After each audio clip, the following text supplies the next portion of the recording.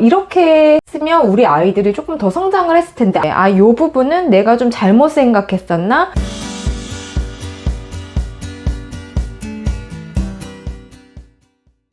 안녕하세요. 골라줄게 영어책 김원장입니다. 여러분, 아이들과 함께 겨울방학 잘 보내고 계신가요?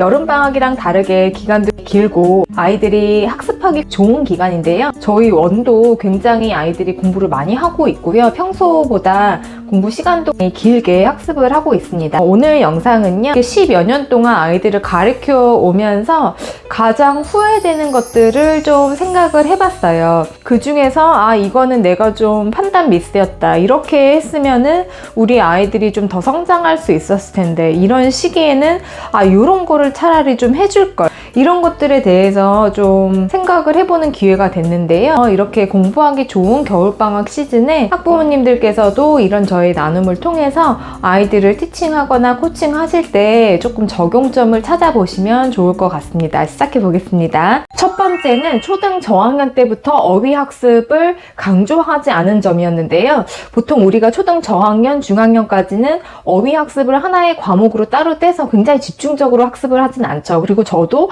그렇게 이제 아이들을 커리큘럼을 짜고 보통은 했었는데, 리딩, 리스닝 굉장히 인풋적으로만 너무 강화를 하다 보면은 어느 순간 약간 영어 학습의 그 상승 곡선이 좀 정체가 되는 느낌 같은 게 올 때가 있습니다. 이 부분은 초등, 중저학년 때 어휘 학습이 조금 충분히 되어 있으면 학생들이 굉장히 좀 수월하게 넘어갈 수 있고 상위권으로 좀 치고 나갈 수가 있는 부분인데, 그렇게 상위권을 치고 나가는 아이들의 공통점을 조금 보면은 영어 어휘가 굉장히 풍부하고 좀 보유하고 있는 어휘의 풀이 되게 다양한 친구들이 좀 상위권으로 수월하게 가는 경향성이 있어요. 영어 학습량이 굉장히 많거나 영어 학습연차가 조금 된 친구들 같은 경우는 그 4대 영역에 플러스 복합까지 아주 많은 양의 학습을 하죠.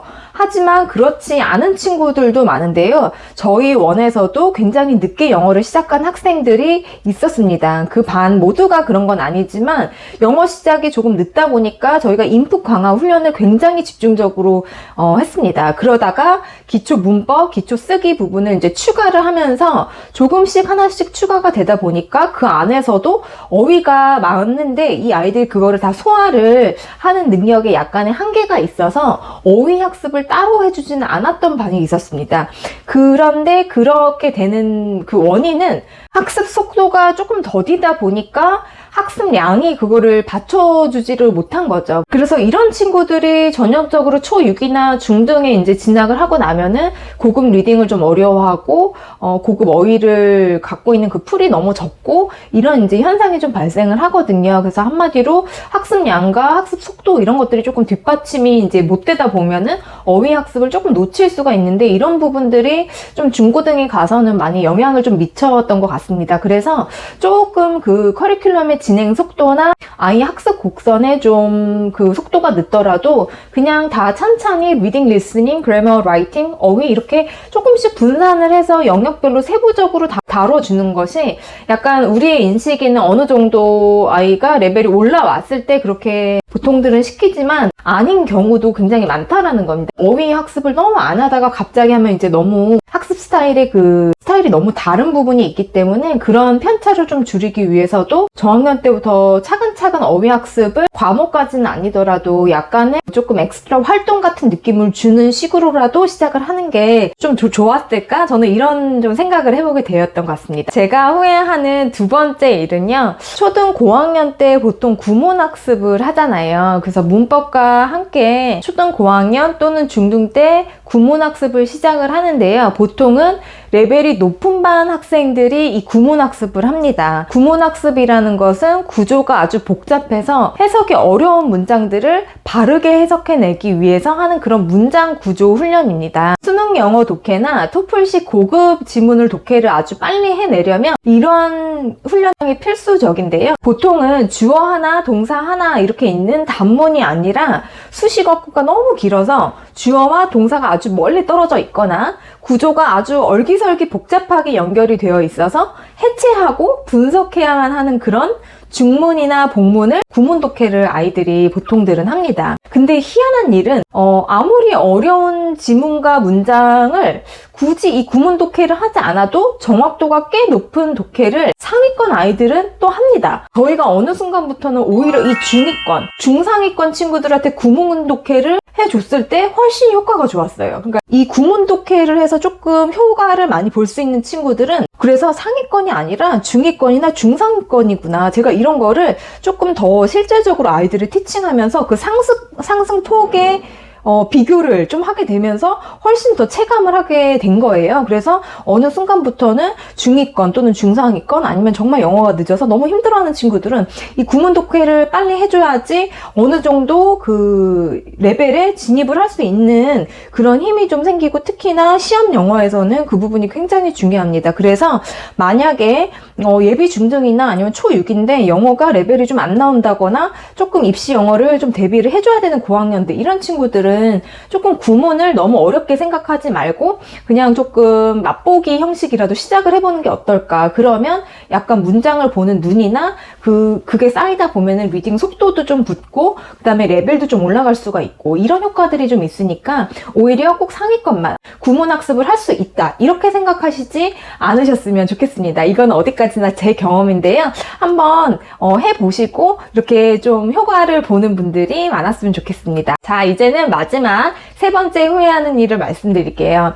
초등 저학년 때 리더스북 많이 읽히시죠? 리더스북 중에서 넌픽션 리더스북을 아주 강추하지 못한 것 또는 강력하게 저희 커리큘럼 안에 녹여놓지 못한 것들을 살짝 후회가 됩니다. 저희 채널을 구독해 주시는 분들께서 홈스쿨링으로 지도를 좀 하고 계시는 분들이 많으신 걸로 알고 있는데요. 이 영어 커리큘럼을 짜는 일은 정말 이렇게 머리로 손으로 짜는 그런 단계식으로 그냥 올라간다기보다 애들이 못할 수도 있는 거고 아이의 성향도 고려를 해야 되고 또 그리고 아이가 지금까지 해온 학습의 어떤 히스토리 같은 것도 고려를 해야 되고 이런 것들이 꽤 복잡한 그런 작업이라고 생각을 해요. 커리큘럼 짜는 일이. 근데 제가 이렇게 댓글들을 보다 보면 브릭스나 인사이트 링크나 이런 굉장히 좋은 베스트셀러 시리즈들을 스타터 레벨부터 막 시키시는데 그거를 아이가 굉장히 버거워해요. 이런 댓글들이 공통적으로 되게 많으세요. 근데 그 부분은 부모님들께서 그거를 굉장히 캐치를 잘 해내신 거예요. 근데 이제 그런 문제가 발생을 하느냐면 조금 자유로운 공부와 책 읽기 베이스의 공부를 조금 했던 그런 리딩을 많이 했던 친구들은 이 스킬북 자체가 아이들이 이렇게 받아들일 때 너무 이렇게 반복되는 프레임 안에서 굉장히 다양한 활동들을 나한테 요구를 하는 것처럼 아이들이 조금 느껴요. 그런 부분이 하나가 있고 두 번째는 뭐냐면 아이의 그 한국 학년에 따라서 아이들의 그 인지 수준의 그 체계가 되게 미세하게 많이 다르고 개개인마다 너무 달라요. 근데 조금 그런 책을 대한 어떤 내공이 있는 친구들 같은 경우는 그런 스킬북도 반복되는 거에서의 규칙을 찾아내고 그거를 약간 책을 독파하듯이 하는 그런 능력이 있으면 그걸 조금 하는데 약간 뭐 초3이거나 초2거나 뭐 이런 친구들은 영어 실력 굉장히 좋더라도 약간 문제집스러운 거를 대하기에는 조금 받아들일 때 버거운 느낌도 좀 있거든요. 그럴 때 하면 좋은 게 리더스북을 계속 하시는데 넌픽션 리더스북을 보여주시면 되는 거예요. 그래서 그런 부분 중에선 사실 스텝 인투 리딩이나 뭐 옥스퍼드에서 나오는 그런 리더스북 중에 넌픽션 시리즈가 이렇게 따로 나와 있는 것들이 되게 너무 잘 되어 있거든요. 그래서 굉장히 다채롭게 구성이 잘 되어 있어요. 그래서 그런 것들을 그냥 무시하지 마시고 이제 시중에 너무 뭐 브릭스, 인사이트 링크 이런 게 이제 너무 유명하다 보니까 이제 그런 거를 투입을 부모님께서 좀 해주시는데 그게 아이들이 다 받아들일 수 있는 것은 아니기 때문에 혹시 거기서 걸림돌 같은 걸 느끼신다 하실 때는 그냥 그런 리더스북 중에서 넌픽션을 보게 하시는 게 아이들 입장에서는 훨씬 수월하고 그것도 빠지는 공부는 저는 아니라고 생각해요. 근데 물론 그런 액티비티나 이렇게 풀 수 있는 컴프레hension적인 거를 조금 부족할 수는 있지만 아이의 그 인지 수준이 아직은 그 정도라면 그런 영어 기준을 가지고선 6개월이나 1년 정도를 조금 하시다가 이런 스킬북으로 넘어와도 되지 않을까 저는 이렇게 생각을 합니다. 그리고 이 초등 때 중저학년 때 넌픽션 리더스북을 좀 하면은 굉장히 좋은 이유 중에 또 하나가 이 라이팅 스킬 에세이 쓰기나 약간 고급 라이팅으로 이어서 고학년 때 좀 지도를 할 때 아이들이 그 배경 지식이 정말 어마어마하게 풍부해집니다. 그래서 이런 것들은 꼭 라이팅뿐만 아니라 읽기 활동을 할 때도 배경 지식이 풍부하면 너무나도 도움이 많이 되고, 특히나 이제 라이팅 같은 경우는 아이들이 어떤 글감이나 자기의 어떤 생각들을 이렇게 표현해낼 때 그런 라이팅의 배경 지식을 이용해서 사고의 흐름을 좀 이어서 쓰는 그 형식을 배우는 게 라이팅이고, 사실 그 글감과 내용은 자기의 생각을 쓰는 거기 때문에 이 배경 지식이 얼마나 있냐 없냐 차이가 정말 그 아주 고급 라이팅 스킬에서는 정말 핵심이 되는 부분이거든요. 제가 이런 생각을 좀 더 체감하고 확실하게 좀 하게 된 이유가, 제 지인분이 본인의 아이의 학습 상담을 저한테 요청을 하셔서 라이팅 에세이 쓴 걸 좀 받아봤어요. 근데 제가 근 몇 년간 본 라이팅 중에 정말 최고 훌륭한 라이팅이었는데, 이게 이제 문법 구조를 다 이렇게 정확하게 맞춰서 쓴 건 당연하고, 아주 긴 문단의 에세이 중에서 그런 어떤 형식이 굉장히 이제 잘 짜여진 거는 당연한 거고, 그 안에 아이의 논리와 배경 지식이 풍부한 것, 이런 아주 다채롭고 풍부한 그 꽉 찬 라이팅을 보면서 제가 감탄을 했던 기억이 있어요. 그래서 얘 어느 영유 나왔어요? 제가 이렇게 여쭤봤는데, 그냥 우리 애 동네에서 그 리더스북, 넌픽션 리더스북 읽고 그냥 독후 활동하고 라이팅 하는 그런 것들만 초등 때 시켰다.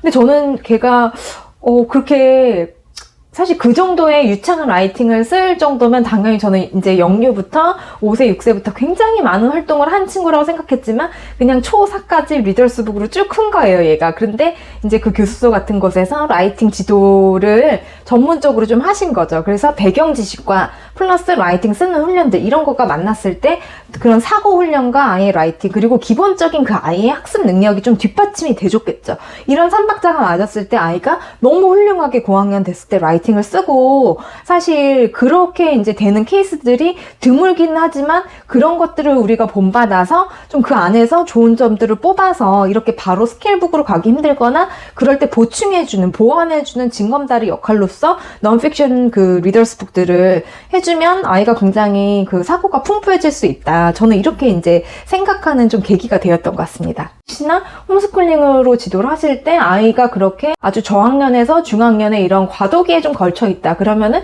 무조건 스킬북으로 투입을 하시고 얘가 이거를 못해서 정책이다, 이렇게 느끼시기보다는 조금 6개월, 1년 정도 아이를 기다려 주시는 것도 저는 조금 필요한 면이 있다고 생각해요. 그러시면서 뭐 어휘설을 아이가 직접 하고 싶은 거 골라서 좀 병행을 해주신다. 그러면 그 안에서 사실 리딩과 뭐 기본적인 문법 개념과 어휘 이런 것들이 보충이 되기 때문에 좀 커리큘럼이 알차지고 또 아이한테 맞춤으로 갈 수 있고, 그래서 영어 공부에서 사실 제일 중요한 거는 저는 연속성과 일관성이라고 좀 생각을 해요. 물론 시기별로 이렇게 짚어야 되는, 공략해야 되는 어떤 키포인트 같은 것들은 굉장히 뚜렷하게 있지만 그 학습 스타일이 단계별로 변하긴 하지만 그래도 일정한 시간과 일정한 장소에서 일정한 방법으로 최소 6개월 단위로 꾸준히 하는 거는 너무나도 필요하다고 생각을 합니다. 그래서 그게 어떻게 보면은 홈스쿨링으로 지도하시는 분들이 제일 어려워하시면서 갖추셔야 되는 그런 틀이라고 좀 생각을 해요. 그래서 홈스쿨링 지도시 혹시 이런 거를 놓치고 있지 않으신가, 이런 걸 한번 생각해 보시면 많은 도움이 되실 것 같습니다. 여기까지가 제가 영어 티칭 인생 중에서 조금 요즘에 후회하는 것들, 그리고 중간에 후회해서 바꾼 것들, 이런 것들을 좀 공유를 해봤는데요. 많은 분들께서 이 영상을 보시고 실제적인 좀 도움이 되셨으면 합니다. 제가 아이들이 방학 기간이어서 영상을 자주 못 올리고 있는데 다시 분발해서 많은 정보를 공유하도록 노력하겠습니다. 시청해주셔서 감사합니다.